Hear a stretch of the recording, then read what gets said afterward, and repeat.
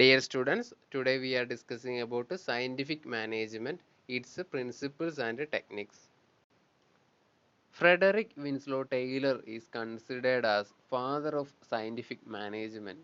He wrote two books related to scientific management. They are Shop Management and Principles of Management. Scientific മാനേജ്മെൻറ്റിൻ്റെ പിതാവ് എന്നറിയപ്പെടുന്നത് FW Taylor ആണ്. അദ്ദേഹത്തിൻ്റെ രണ്ട് ബുക്സാണ് ഷോപ്പ് മാനേജ്മെൻറ്റും പ്രിൻസിപ്പിൾസ് ഓഫ് മാനേജ്മെൻറ്റും. According to FW Taylor, management is the art of knowing what you want to do and seeing that it is done in the best and cheapest way. This is we are already discussed in the concept of management. It is productivity concept. So he gave importance to the productivity. Scientific management പ്രൊഡക്ടിവിറ്റിക്കാണ് importance കൊടുക്കുന്നത് and efficient productivity is needed for an organisation. ഏറ്റവും efficient ആയിട്ടുള്ളത്, അതായത് ഏറ്റവും ബെസ്റ്റും അതുപോലെ തന്നെ ഏറ്റവും ചീപ്പസ്റ്റ് വേ, കോസ്റ്റ് എഫക്റ്റീവ് വേയിലും വേണം പ്രൊഡക്ടിവിറ്റി ഒരു ഓർഗനൈസേഷൻ അച്ചീവ് ചെയ്യാൻ എന്നാണ് സയൻറ്റിഫിക് മാനേജ്മെൻറ്റിൽ പറയുന്നത്. It was concerned with improving the operational efficiency at the lower level. So it focus on the lower level of an organization. Lower level consists with supervisors, foreman, accounts officer, sales officer, etc. So scientific management പ്രധാനമായിട്ടും lower level എംപ്ലോയീസിനെ ആസ്പദമാക്കിയാണ് നിർമ്മിച്ചിരിക്കുന്നത്. അവരുമായിട്ട് ബന്ധപ്പെട്ട കാര്യങ്ങളാണ് കൂടുതലായിട്ടും ഇതിൽ പറയുന്നത്. Next topic is principles of scientific management. First one is replacement of old rule of thumb method. Rule of thumb means decisions taken by manager as per their personal judgments. ഒരു മാനേജർ അയാളുടെ opinion അല്ലെങ്കിൽ judgment അനുസരിച്ചിട്ട് decisions എടുക്കുന്നതിനെയാണ് rule of thumb എന്ന് പറയുന്നത്. ആ ഒരു മെത്തേഡിനെ replace ചെയ്തുകൊണ്ട് സയൻറ്റിഫിക് മാനേജ്മെൻറ്റിൽ പറയുന്നത് decisions should be based on scientific enquiry with cause and effect relationship. So a scientific investigation should be used for taking managerial decisions instead of basing decisions on opinion, intuitions, judgments, etc. So ഇവിടെ scientific techniques അല്ലെങ്കിൽ scientific method use ചെയ്തിട്ട് ഒരു scientific decision making വേണമെന്നാണ് scientific മാനേജ്മെൻറ്റിൽ പറയുന്നത്. അതുപോലെ തന്നെ cause and effect relationship, ഓരോ കാര്യം ഉണ്ടെങ്കിൽ അതിനൊരു കാരണം ഉണ്ടാവും, അത് കൃത്യമായിട്ട് കണ്ടെത്തിയിട്ട് വേണം ഓരോ തീരുമാനങ്ങൾ എടുക്കണം. അതാണ് സയൻറ്റിഫിക് മാനേജ്മെൻറ്റിൽ പറയുന്നത്. Second method is scientific selection and training of workers. Scientific selection and training of workers is entrusted to a central person department. So the procedure for selection of workers should be designed scientifically. നമ്മൾ scientific methods use ചെയ്തിട്ട് വേണം ഈ എംപ്ലോയീസിനെ select ചെയ്യാൻ. If we do not have right workers on the right job, the efficiency of the organisation will be reduced. ഓരോ ജോലി ചെയ്യാൻ അത്തരം ക്വാളിഫിക്കേഷൻസ് അല്ലെങ്കിൽ സ്കില്ലുള്ള എംപ്ലോയീസ് തന്നെ വേണം. അതില്ലെങ്കിൽ ആ ജോബ് കൃത്യമായിട്ട് അവർക്ക് ചെയ്യാൻ സാധിക്കില്ല. അത് ഓർഗനൈസേഷൻ്റെ എഫിഷ്യൻസി റെഡ്യൂസ് ചെയ്യാൻ കാരണമാവും. Then it is entrusted to a central personal department, that is human resource department. ഇപ്പോൾ എല്ലാ ഓർഗനൈസേഷനിലും ഹ്യൂമൻ റിസോഴ്സ് ഡിപ്പാർട്ട്മെൻറ്റ് നമുക്ക് കാണാൻ സാധിക്കും. അപ്പോൾ ഈ സെലക്ഷൻ ട്രെയിനിങ് ഒക്കെ അവരുടെ റെസ്പോൺസിബിലിറ്റിയാണ്. The selected workers are to be trained to avoid wrong methods of work management and development of workers having better capabilities. So ഇങ്ങനെ നമ്മൾ സെലക്ട് ചെയ്ത എംപ്ലോയീസിന് അവർക്ക് ആവശ്യമായ ട്രെയിനിങ് കൊടുക്കണം for avoiding wrong methods of work management. അപ്പോൾ work ടൈമിൽ അവർ റോങ് മെത്തേഡ്സ് ഒക്കെ അപ്ലൈ ചെയ്യാതിരിക്കാനും അതുപോലെ തന്നെ അവരുടെ ഒരു ഡെവലപ്മെൻറ്റ്, അവരുടെ കപ്പാസിറ്റി ഡെവലപ്പ് ചെയ്യാനും അവർക്ക് ആവശ്യമായിട്ടുള്ള ട്രെയിനിങ്ങും കൊടുക്കണമെന്നാണ് സയൻറ്റിഫിക് മാനേജ്മെൻറ്റിൽ പറയുന്നത്. Third principle is corporation between labour and management. There should be close cooperation between workers and management in order to achieve best possible results. ഒരു ഓർഗനൈസേഷനിലെ എംപ്ലോയീസും മാനേജ്മെൻറ്റും തമ്മിൽ നല്ലൊരു കോപ്പറേഷൻ ഉണ്ടെങ്കിൽ മാത്രമേ അവർക്ക് ആ ഓർഗനൈസേഷൻ്റെ ഒബ്ജക്റ്റീവ്സ് ഏറ്റവും നല്ല രീതിയിൽ അച്ചീവ് ചെയ്യാൻ സാധിക്കുള്ളൂ. Work should be carried out by mutual trust, confidence and sense of belongingness. So there should be mutual trust. ഒരു ഓർഗനൈസേഷൻ റിലേറ്റഡ് മാറ്റേഴ്സൊക്കെ എംപ്ലോയീസായിട്ട് ഷെയർ ചെയ്യാൻ തുടങ്ങിയാൽ ഒരു മ്യൂച്വൽ ട്രസ്റ്റ് മെയിൻറ്റെയിൻ ചെയ്യാൻ. ദെൻ കോൺഫിഡൻസും അതുപോലെ തന്നെ ഉണ്ടാവും. ദെൻ സെൻസ് ഓഫ് ബിലോങ്ങിങ്നെസ്, എംപ്ലോയീസിന് തോന്നണം ഈ ഓർഗനൈസേഷൻ നമ്മുടെയും കൂടെയാണെന്ന്. അങ്ങനെ തോന്നിയാൽ മാത്രമേ എംപ്ലോയീസ് ഓർഗനൈസേഷന് വേണ്ടി നല്ല രീതിയിൽ വർക്ക് ചെയ്യുള്ളൂ.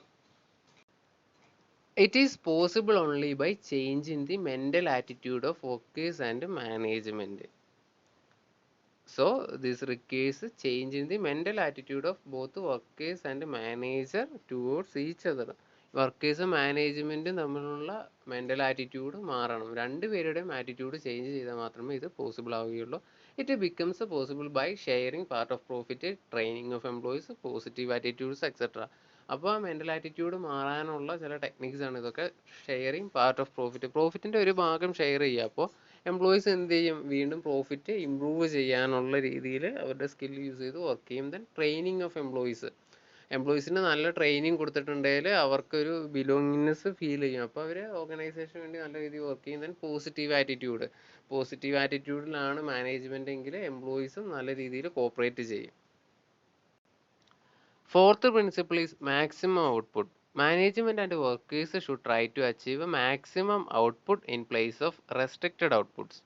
So it involves a continuous increase in the production rather than restricted production either by management or by workers.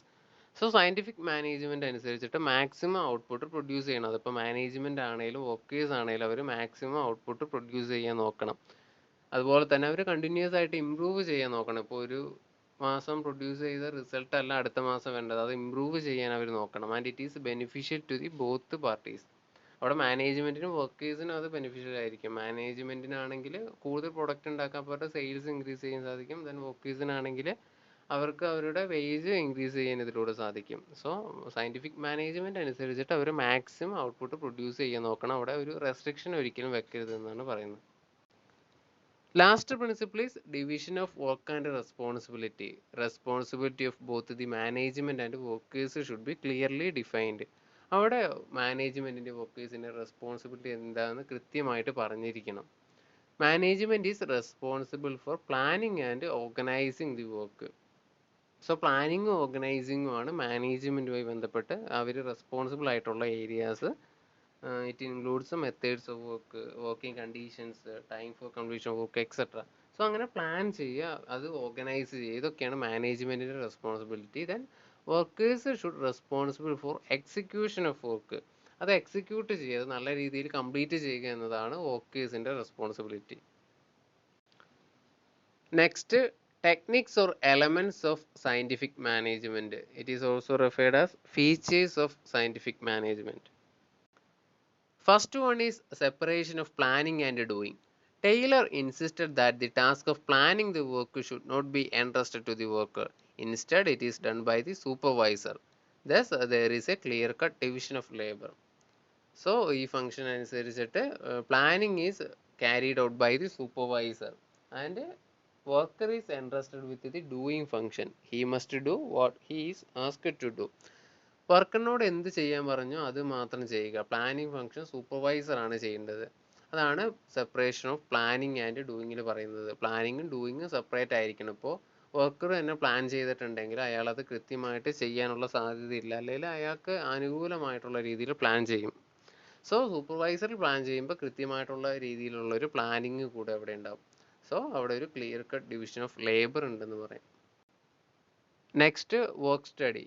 It is undertaken to find out the one best way to do the thing. ഏറ്റവും മികച്ച രീതിയിൽ ഒരു കാര്യം എങ്ങനെ ചെയ്യാമെന്നതാണ് work സ്റ്റഡിയിലൂടെ പഠിക്കുന്നത്. It consist with 3 elements: motion study, time study and ഫാറ്റിക് study. അത് എന്താണെന്ന് നോക്കാം. Motion study. It involves the study of movements which are involved in doing a job, thus eliminating the wasteful movements. So motion സ്റ്റഡിയിൽ ഒരു വർക്കിൻ്റെ എല്ലാ മൂവ്മെൻറ്റ്സും കൃത്യമായിട്ട് not ചെയ്യുന്നു, study ചെയ്യുന്നു, എന്നിട്ട് അത് വേസ്റ്റ് ആണെന്ന് തോന്നുന്നുണ്ടെങ്കിൽ അത് ഒഴിവാക്കുന്നു. അതാണ് മോഷൻ സ്റ്റഡിയിൽ പറയുന്നത്. Time study. It involves the determination of time a movement takes to complete and identifies the average time required for doing a particular job. നമ്മൾ മോഷൻ സ്റ്റഡിയിൽ ഓരോ മൂവ്മെൻറ്റ്സ് ഏതൊക്കെയാണെന്ന് കണ്ടുപിടിച്ചു. ദെൻ ആ മൂവ്മെൻറ്റ്സിന് ആവശ്യമായിട്ടുള്ള ടൈമാണ് ടൈം സ്റ്റഡി കണ്ടുപിടിക്കുന്നത്. അങ്ങനെ ഓരോ മൂവ്മെൻറ്റ്സിൻ്റെ ടൈം കൂട്ടിയിട്ട് ഒരു പെർട്ടിക്കുലർ ജോബ് ചെയ്യാനുള്ള ആവറേജ് ടൈം കണ്ടുപിടിക്കുന്നതാണ് time study. Next, fatigue study. It seeks to determine the amount and frequency of rest intervals in completing a task. നമുക്കറിയാം, ഒരു ടാസ്ക് കംപ്ലീറ്റ് ചെയ്യണ അല്ലെങ്കിൽ ഒരു ജോബ് ചെയ്യുമ്പോൾ അതിന് ആവശ്യമായിട്ടുള്ള റെസ്റ്റ് വേണം. അതിൻ്റെ എമൗണ്ടും ഫ്രീക്വൻസിയും ഡിറ്റർമൈൻ ചെയ്യുന്നതാണ് ഫാറ്റിക് സ്റ്റഡി. എമൗണ്ട് മീൻസ് ടൈം, എത്ര സമയമാണ് നമ്മൾ റെസ്റ്റ് കൊടുക്കേണ്ടത്. അതുപോലെ തന്നെ ഫ്രീക്വൻസി, എത്ര സമയം ഇടവിട്ടിട്ടാണ് ഇങ്ങനെ റെസ്റ്റ് കൊടുക്കേണ്ടത്. It helps the workers to recap the energy lost in continuous work. So continuous ആയിട്ട് വർക്ക് ചെയ്യുമ്പോൾ അവരുടെ എനർജി ലോസ് ആവാനുള്ള ചാൻസ് ഉണ്ട്. സോ അത് റീക്യാപ്പ് ചെയ്യാൻ വേണ്ടിയിട്ടാണ് ഫാറ്റിക് സ്റ്റഡി ചെയ്യുന്നത്. Next, functional foremanship. Taylor advocated functional foremanship to supervise workers. Under this system, 8 persons are appointed to supervise workers. So, supervisors now had an additional responsibility of planning apart from simply supervision. Their work is increased. So സൂപ്പർവൈസേഴ്സിന് ഇവിടെ planning duty കൂടി ഉണ്ട്. ഇതിനു മുമ്പൊക്കെ മാനേജ്മെൻറ്റിൽ സൂപ്പർവൈസേഴ്സിന് supervise ചെയ്താൽ മാത്രം മതിയായിരുന്നു, അവരെ കൃത്യമായിട്ട് എംപ്ലോയീസിനെ നിരീക്ഷിച്ചാൽ മാത്രം മതിയായിരുന്നു. പക്ഷേ അതിന് പുറമെ സയൻറ്റിഫിക് മാനേജ്മെൻറ്റിൽ അവർക്ക് പ്ലാനിങ്ങിൻ്റെ വർക്ക് കൂടെ വരുന്നുണ്ട്. Out of this 4 persons are concerned with planning. നമ്മൾ 8 പേഴ്സൺസ് സൂപ്പർവൈസ് ചെയ്യാനുണ്ടെന്ന് പറഞ്ഞു. അതിൽ 4 പേര് പ്ലാനിങ്ങുമായിട്ടാണ് ബന്ധപ്പെട്ടുള്ളത്. They are first one route clerk. He is responsible to specify the route of production. എങ്ങനെയാണ് പ്രൊഡക്ഷൻ നടത്തേണ്ടത്, അപ്പോൾ മെറ്റീരിയൽസ് എങ്ങനെയാണ് ഫിനിഷ്ഡ് ഗുഡ്സ് ആകേണ്ടത്, അതിന് കൃത്യമായ റൂട്ട് സ്പെസിഫൈ ചെയ്യുക എന്നുള്ളതാണ് റൂട്ട് ക്ലർക്കിൻ്റെ responsibility. Second one instruction card clerk. He is responsible to give instruction to the workers. വർക്കേഴ്സിന് ആവശ്യമായിട്ടുള്ള നിർദ്ദേശങ്ങൾ നൽകുക എന്നതാണ് ഇൻസ്ട്രക്ഷൻ ക്ലർക്കിൻ്റെ responsibility. Then time and cost clerk, responsible to prepare time and cost sheet. ഓരോ ആക്ടിവിറ്റീസിന് എത്ര ടൈമാണ് അലോ ചെയ്തിരിക്കുന്നത്, അതുപോലെ അതിന് എത്ര കോസ്റ്റ് വേണ്ടി വരും, അതൊക്കെ പ്രിപ്പയർ ചെയ്യുകയാണ് ടൈം ആൻഡ് കോസ്റ്റ് ക്ലർക്കിൻ്റെ responsibility. Then last one disciplinarian, responsible to maintain discipline among workers. വർക്കേഴ്സിൻ്റെ ഉള്ളിലുള്ള ഒരു ഡിസിപ്ലിൻ മെയിൻറ്റെയിൻ ചെയ്യാൻ വേണ്ടി ഓരോ കാര്യങ്ങൾ ചെയ്യാണ് ഡിസിപ്ലിനറി. അവരുടെ ഒരു ആബ്സെൻറ്റീസും ഒക്കെ ഉള്ളത് റെഡ്യൂസ് ചെയ്യുക, അങ്ങനെ ഡിസിപ്ലിനായിട്ട് ബന്ധപ്പെട്ട കാര്യങ്ങൾ ചെയ്യുകയാണ് ഡിസിപ്ലിനറിൻ്റെ responsibility. Other 4 persons are concerned with doing. നമ്മൾ പ്ലാനിങ്ങിൻ്റെ 4 പേര് ആരൊക്കെയാണ് നോക്കി, ഇനി ഡൂയിങ്ങുമായിട്ട് ബന്ധപ്പെട്ട 4 പേരാണ്. അതിൽ first one speed boss. He is responsible for timely completion of job. എംപ്ലോയീസിനെ കൊണ്ട് കൃത്യസമയത്ത് ജോലി തീർക്കുക എന്നതാണ് സ്പീഡ് ബോസിൻ്റെ responsibility. Second one gang boss, responsible to keep machines and tools are ready for work. മെഷീനും ടൂളും എംപ്ലോയീസ് വർക്ക് ചെയ്യാൻ വരുന്ന സമയത്ത് റെഡിയാണെന്ന് ഉറപ്പ് വരുത്തുക, അതാണ് ഗ്യാങ് ബോസിൻ്റെ responsibility. Then maintenance foreman, responsible to keep machines and tools in proper working condition.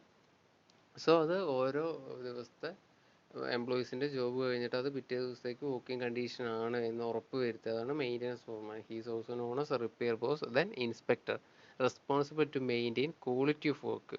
നല്ല ക്വാളിറ്റിയിൽ തന്നെ എല്ലാ വർക്കും നടക്കുന്നുണ്ടോ എന്ന് ഇൻസ്പെക്ട് ചെയ്യുക, അതാണ് ഇൻസ്പെക്ടറിൻ്റെ റെസ്പോൺസിബിലിറ്റി.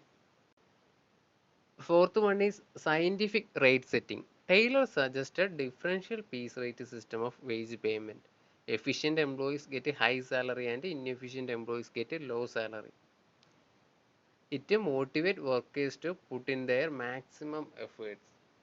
സോ സയൻറ്റിഫിക് റേറ്റ് സെറ്റിങ്ങിൽ പറയുന്നത് ഏറ്റവും എഫിഷ്യൻ്റ് ആയിട്ട് ഏറ്റവും മാക്സിമം ഔട്ട്പുട്ട് പ്രൊഡ്യൂസ് ചെയ്യുന്ന എംപ്ലോയീസിന് കൂടുതൽ സാലറി കൊടുക്കുന്നു. ഔട്ട്പുട്ട് കുറവാണെങ്കിൽ അല്ലെങ്കിൽ അവരുടെ ഒരു എഫിഷ്യൻസി കുറവാണെങ്കിൽ അവരുടെ സാലറി കുറവായിരിക്കും. അപ്പോൾ എല്ലാവരും തന്നെ ഏറ്റവും നല്ല രീതിയിൽ എഫിഷ്യൻ്റ് ആയിട്ട് വർക്ക് ചെയ്യാൻ നോക്കും. അപ്പോൾ അവർക്കതിന് പറ്റുന്നില്ലെങ്കിൽ അവർ ഓർഗനൈസേഷൻ വിട്ടു പോകും. അപ്പോൾ എഫിഷ്യൻ്റ് ആയിട്ടുള്ള എംപ്ലോയീസ് മാത്രമേ പിന്നെ ഓർഗനൈസേഷനിൽ ഉണ്ടാവുള്ളൂ. അതിനുവേണ്ടി ടൈലർ കൊണ്ടുവന്ന ഒരു സിസ്റ്റമാണ് differential piece rate system. So അങ്ങനെ ഇത് എംപ്ലോയീസിനെ മോട്ടിവേറ്റ് ചെയ്തിട്ട് അവരവരുടെ മാക്സിമം എഫേർട്ട് ഓർഗനൈസേഷന് വേണ്ടി പുറത്തെടുക്കാൻ സഹായിക്കും. Next, standardisation. It is setting up of standard in every phase of business operation. ബിസിനസ്സിലെ എല്ലാ ഭാഗത്തും ഒരു സ്റ്റാൻഡേർഡ് സെറ്റ് ചെയ്യുന്നതിനാണ് സ്റ്റാൻഡർഡൈസേഷൻ എന്ന് പറയുന്നത്. Standard tools and equipments, methods or line of product, working condition etcetera for maximisation of output. അപ്പോൾ ഇതിൽ first of all tools and equipments, ഒരു ഓർഗനൈസേഷനിൽ ഉപയോഗിക്കുന്ന ടൂൾസും എക്യുപ്മെൻറ്റും നല്ല സ്റ്റാൻഡേർഡ് ടൂൾസ് ആയിരിക്കണം.